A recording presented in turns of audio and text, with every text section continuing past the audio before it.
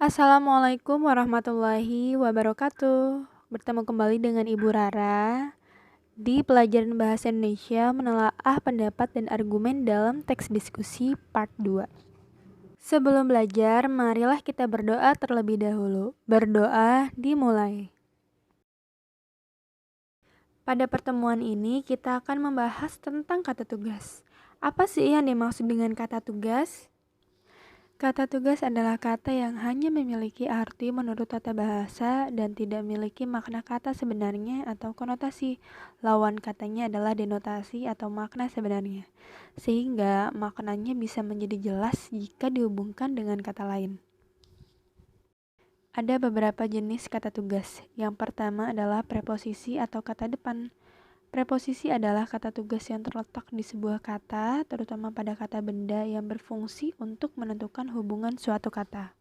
Contohnya kata depan di Jakarta. Di ini tidak bisa berdiri sendiri. Di tidak memiliki arti apapun kecuali ada kata setelahnya. Begitupun dengan kata ke, dari, dan pada hari Minggu. Sudahkah paham tentang preposisi? Ingat ya, preposisi adalah kata depan yang tidak dapat berdiri sendiri seperti di, ke, pada. Yang kedua dari kata tugas adalah konjungsi atau kata hubung. Pasti kalian sudah tahu bukan apa yang dimaksud dengan konjungsi? Ya, benar sekali. Konjungsi adalah jenis kata yang berfungsi untuk menghubungkan dua satuan bahasa berupa klausa atau kalimat dan paragraf. Apa contoh konjungsi yang biasa kalian dengar? Contohnya seperti yang, di, pada, ke, dan sebagainya. Dan tentu saja konjungsi masih banyak lagi dan akan kita bahas pada pertemuan kali ini. Jenis pertama dari konjungsi adalah konjungsi antar klausa atau intrakalimat. Konjungsi antar klausa merupakan kata penghubung antara dua buah kalimat atau lebih. Ada 3 macam konjungsi antar klausa. Yang pertama dari konjungsi antar klausa adalah konjungsi korelatif. Konjungsi korelatif digunakan untuk menghubungkan dua kata, frasa, klausa yang memiliki status konjungsi setara. Contohnya, bukan hanya titik-titiknya kita bisa isi menggunakan kalimat, melainkan titik-titiknya juga bisa kita isi dengan kalimat lain. Bukan hanya dan melainkan itu merupakan konjungsi korelatif. Contohnya begini, bukan hanya korban banjir saja yang dirugikan di sini, melainkan perusahaan-perusahaan yang terpaksa harus gulung tikar dalam kondisi seperti ini.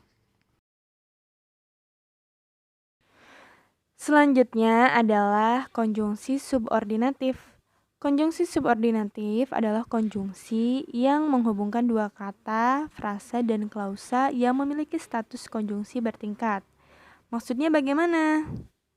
Mari kita lihat contoh konjungsi subordinatif. Ada jika, sejak, ketika, karena, sehingga, bahwa, meskipun, bahkan walaupun, apabila, dan sebagainya. Nah, perhatikan kembali, tadi sudah Ibu katakan bahwa konjungsi subordinatif memiliki status konjungsi yang bertingkat. Misalkan, kalimat jika saya makan, maka saya kenyang. Konjungsi jika adalah konjungsi subordinatif. Konjungsi ini termasuk konjungsi subordinatif jenis penyebab. Karena dari kalimat maka saya kenyang, penyebabnya adalah dari kalimat jika saya makan. Selanjutnya dari konjungsi antar klausa adalah konjungsi koordinatif. Konjungsi koordinatif hampir sama dengan konjungsi korelatif. Bedanya adalah konjungsi ini terjadi pada kalimat-kalimat sederhana. Contoh konjungsinya adalah seperti yang kalian tahu, dan, atau, tetapi. Contoh kalimatnya, ibu dan ayah tidak ada di rumah, atau dia memang cantik tetapi hatinya tidak baik. Selanjutnya dari konjungsi atau kata hubung adalah konjungsi antar kalimat. Konjungsi antar kalimat merupakan kata penghubung antara satu kalimat dengan kalimat lain dalam satu paragraf.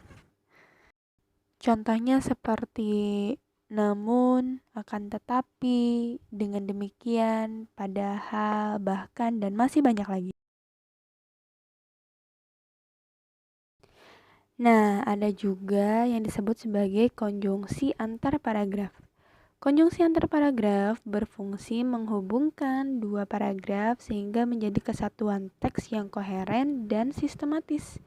Contohnya seperti terlebih lagi, di samping itu, oleh karena itu, berdasarkan, jadi, maka dari itu, dan sebagainya.